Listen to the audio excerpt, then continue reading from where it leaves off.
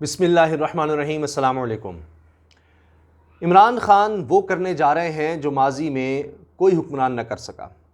70 साल से ज़्यादा हो गए पाकिस्तान में गवर्नेंस का वही हाल रहा है, अफसरशाही का वही हाल रहा है जो अंग्रेज़ छोड़ कर गए थे। अंग्रेज़ों ने यहाँ पर हुकूमत करने के लिए, लोगों को महकूम रखने के लिए, उनको ग़ुलामी में जकड़े रखने के लिए एक निज़ाम वज़ा किया था यहाँ पर अफसरशाही का।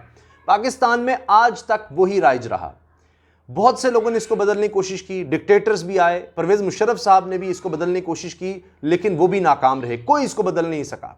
और बहुत से सियासतदान भी इस कोशिश में लगे रहे, लेकिन फिर उनको लगा कि उनको ख़तरा भी है और फिर ये कि शायद वो इससे फ़ायदा ज़्यादा उठाते हैं अंग्रेज़ों की तरह, तो कभी उन्होंने इसको बदलने की कोशिश ही नहीं की।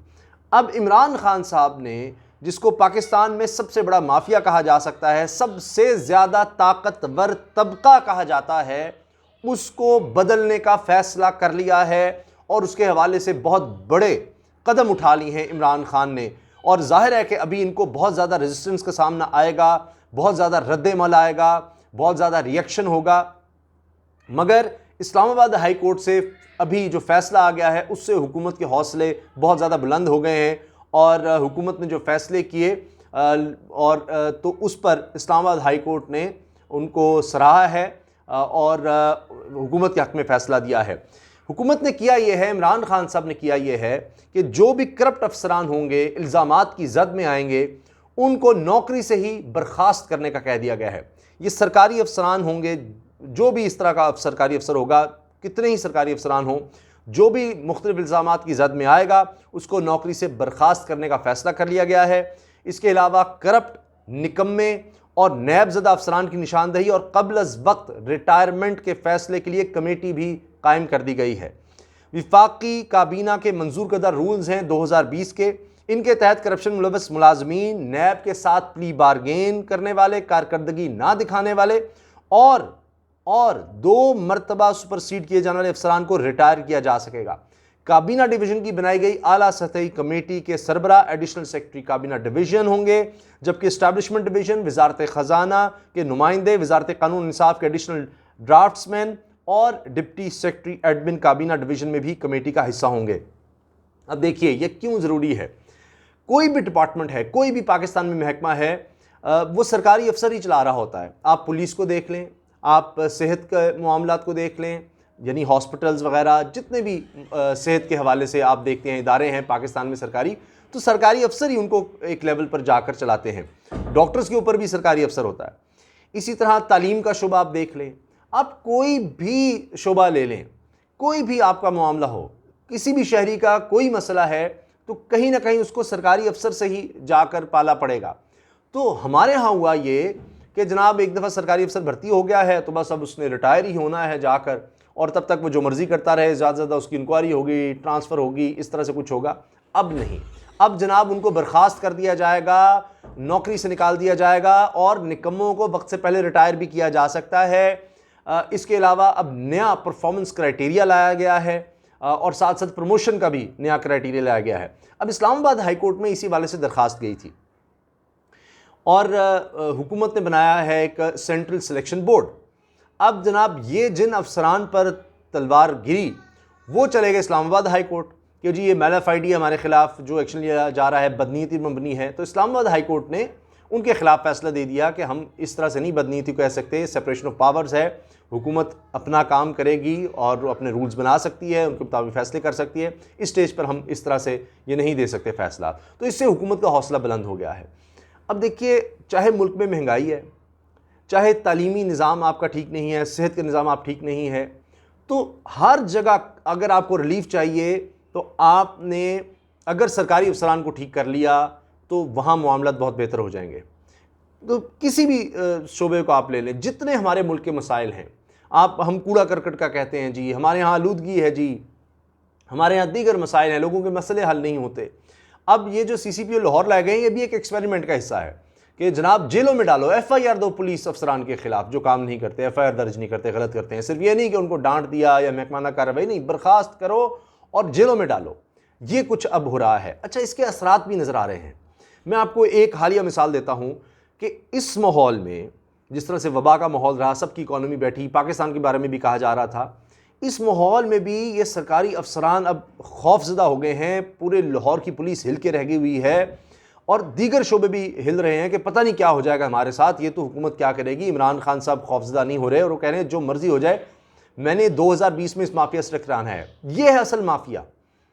और इस माफिया के कारिंदे की मैं आपको बात भी सुनाऊंगा। ये है डीजी औकाफ ताहिर रज़ा बुखारी, ये भी सरगना है पूरे माफिया का, जिसके बारे में वजीर ख़त लिखता है सीएम को। इसके बारे में नैब में भी दरख्वास्त गई हुई है कि ये किस तरह से पूरा माफिया एक चला रहा है और कब्ज़े और ये सब कुछ कर रहा है। तो देखते हैं अब इसके खिलाफ भी कार्रवाई होती है नहीं, क्योंकि नैब में भी इसका मामला है। इसके खिलाफ ये देखिए वज़ीर मजहबी अमूर की ये के हवाले से ये देखिए उन्होंने सीएम पंजाब को ख़त लिखा हुआ है। फिर इसके खिलाफ महकमाना कार्रवाइयों के लिए मुरासले जा चुके हैं, खतूत जा चुके हैं।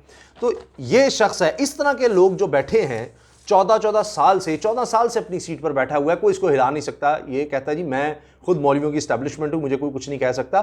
तो ये इस तरह के जो लोग हैं उनके खिलाफ आप एक्शन लें तो ये इनके बड़े ताल्लुकात होते हैं। तो अब हुकूमत चाह तो ये रही है, लेकिन ये टेस्ट केस होगा कि क्या इस शख्स के खिलाफ डीजी औकाफ ताहिर रज़ा बुखारी के खिलाफ एक्शन लेती है हुकूमत या नहीं।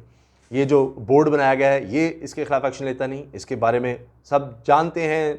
नैब में जा चुका है मामला कि किस तरह से कब्ज़े करवाने, लोगों को धौंस धमकाना, सारा कुछ है मौजूद है।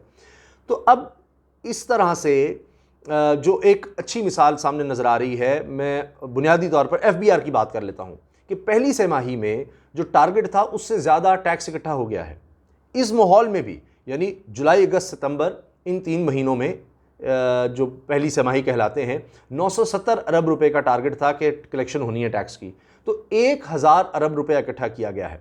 अगरचे अभी सितंबर के महीने का जो टारगेट था वो उससे उतना अचीव नहीं हुआ, अगस्त में भी उस तरह नहीं, लेकिन ओवरऑल जो तिमाही का है 3 महीनों का जो टारगेट था उससे 970 अरब से ज़्यादा टैक्स हासिल कर लिया गया है। तो ये महकमे में लोगों को बैठे हुए लोगों को ये समझ आ रही है कि अब काम करेंगे तो बचेंगे, वरना इमरान खान अब किसी को नहीं छोड़ेगा।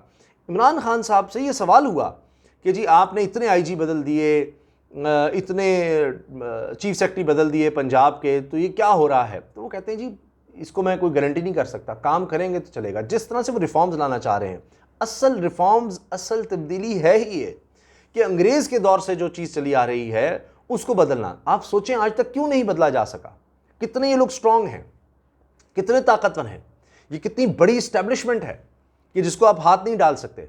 फिर इमरान खान साहब ने ये कहा कि जी हमें तो 5 साल खैबर पख्तूनख्वा में अवामी नेशनल पार्टी ने गुजारे और हमने जब वहाँ रिफॉर्म्स लाए तो लोग कहते थे कि जी ये जितने भी अफसरान हैं अवामी नेशनल पार्टी की बात मान लेंगे, हमारी नहीं मान रहे। ये वहाँ पर तहरीक इंसाफ को फेस करना पड़ा गया। ये वज़ीर आज़म इमरान खान के अल्फाज हैं। तो पंजाब में तो कहते हैं कि दिहाइयाँ ये इस तरह से गुजरी हैं कि दिहाइयों तक मुस्लिम लीग नून की हुकूमत रही, तो उनको एक आदत हो गई।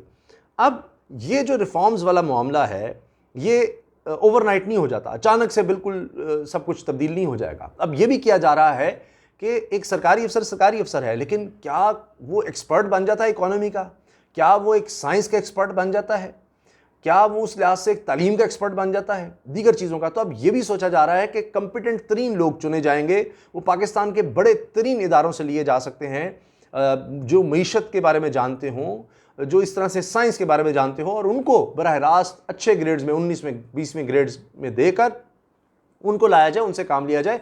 दुनिया में जिन ममालिक तरक्की की है उन्होंने यही किया है, तो पाकिस्तान भी अब इस तरफ जा रहा है।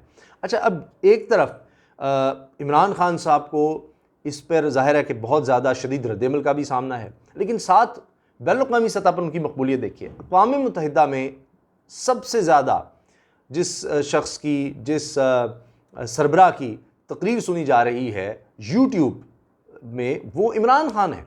यानी अमेरिकी सदर से भी ज़्यादा इनकी तकरीर सुनी गई है यूट्यूब पर, और मोदी से तो कई गुना ज़्यादा, जो ख़ुद को कहता है जी सबसे बड़ी दुनिया की जमहूरियत है। आबादी आप देख लें इंडिया की 1.25 अरब के लगभग है, पाकिस्तान तो 20-22 करोड़ है।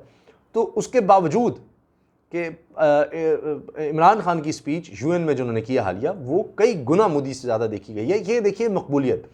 अच्छा, इसके अलावा खलीज टाइम्स ने एक सर्वे करवाया, हाल ही में पोल करवाया, उसमें 93% लोगों ने कहा कि जी पिछले 15 साल के लिहाज से देखा जाए तो इमरान खान सबसे बेहतरीन वज़ीर आज़म है। खलीज टाइम्स बहुत बड़ा अखबार है। और उसके बाद नवाज़ शरीफ और शाहिद खान अब्बासी को मिला, लेकिन 93%, बाकी शायद 4-5% नवाज़ शरीफ और बाकी जो वोट बच गए वो शाहिद खान अब्बासी, 93% लोगों को ख्याल था कि इमरान खान जो है वो अच्छा परफॉर्म कर रहा है। तो अब आप देखिए कि इकॉनमी के लिहाज से भी आपको मैं चंद चीज़ें अर्ज़ कर दूं कि दुनिया देख रही है कि बड़ी, ये एक लिहाज से पाकिस्तान को तो शुक्र अदा करना चाहिए, लेकिन दुनिया के लिए बड़ी एक दिलचस्प बात है कि देखिए कि इमरान खान ने जिस तरह कहा कि जब कोई चैलेंज आता है तो अपॉर्चुनिटी भी होती है। अल्लाह ताला की तरफ से ये बहुत बड़ा इम्तिहान है जो वबा आई हुई है, अल्लाह ताला सबको इससे महफूज रखे। इसमें दुनिया में कई ममालिक की मईशतें तबाही की तरफ गईं, पाकिस्तान में भी बहुत ज़्यादा मुश्किलात आई, लेकिन इसी दौरान पाकिस्तान एक्सपोर्ट्स ज़्यादा कर लेता है अपनी इम्पोर्ट की निस्बत, सरप्लस अचीव करता है।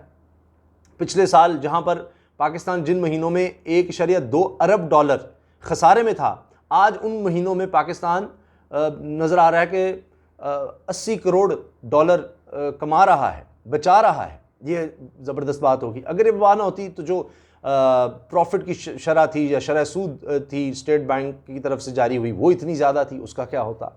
फिर हमारे टैक्स कलेक्शन में बेहतरी आ रही है इसी दौरान में, तो बहुत सी, और रेमिटेंसेस आप देखिए उसमें रिकॉर्ड इजाफा हो रहा है इसी दौरान में। फिर पाकिस्तान के ज़र मुबादला के ज़खायर लगभग 20 अरब डॉलर के करीब पहुंच गए इसी दौरान में। तो ये बड़ी पॉजिटिव चीज़ें हो रही हैं। और अब फिर जो लेटेस्ट डाटा आया उसमें नज़र आ रहा है कि एक्सपोर्ट्स बढ़ रही हैं। डॉलर आप देखिए कि पिछले एक महीने में नीचे गया है, तकरीबन कोई 3.5 रुपये से ज़्यादा नीचे जा चुका है डॉलर, और इससे पाकिस्तान को कम से कम 350 अरब रुपए कर्ज़ों में सहूलत मिल जाएगी। यानी 350 अरब रुपए कम कर्ज़ वापस देना होगा, सिर्फ इतना कम होने से डॉलर की कदर। तो ये देखिए कि इस माहौल में भी कितनी पॉजिटिविटी नज़र आ रही है। अल्लाह करे कि ये मामलात इसी तरह चलते रहें, बल्कि और ज़्यादा बेहतरी आए। लेकिन बात यह है कि जब बड़े रिफॉर्म्स लाएंगे आप, जब ये जो अफसरशाही का कल्चर था इसको हाथ डालेंगे, सबसे बड़े माफिया को, उनके सरगना को हाथ डालेंगे, सबसे ताकतवर तबके को हाथ डालेंगे, तो फिर रेजिस्टेंस तो आएगी, लेकिन साथ आपको ये चीज़ें भी मिलेंगी। फिर वो खौफजदा होकर परफॉर्म करने की तरफ भी आएंगे कि भाई अब तो ये नहीं कि हम बैठे हैं तो बैठे रहेंगे, या हमारी किसी MNA से MPA से हमारी रिश्तेदारी है तो बस हमें कोई कुछ नहीं कह सकता। अब एक इंडिपेंडेंट बोर्ड बन गया है और वो हमें वक्त से पहले रिटायर भी कर सकता है। हमारी परफॉर्मेंस का क्राइटेरिया बहुत ज़्यादा सख्त हो गया, और प्रमोशन का क्राइटेरिया अब इस तरह से देखा जाएगा। ये नहीं कि बस साल गुजर रहे हैं खुद से प्रमोशन होती चली जा रही है कि जितने साल हो गए हैं अगले ग्रेड में, ऐसे नहीं होगा। तो ये सब चीज़ें अल्हम्दुलिल्लाह असर दिखा रही हैं। ये मेरा मकसद था बात करने का। और अभी मज़ीद वक्त लगेगा, अभी 2-2.5 साल में बिल्कुल इतनी तेज़ी से रिफॉर्म्स नहीं हो जाते, लेकिन उसके असरात अल्हम्दुलिल्लाह आप देख रहे हैं कि जो कदम लिए जा रहे हैं उनके असरात भी नज़र आ रहे हैं। इजाज़त दीजिए, अल्लाह हाफ़िज़। पाकिस्तान जिंदाबाद।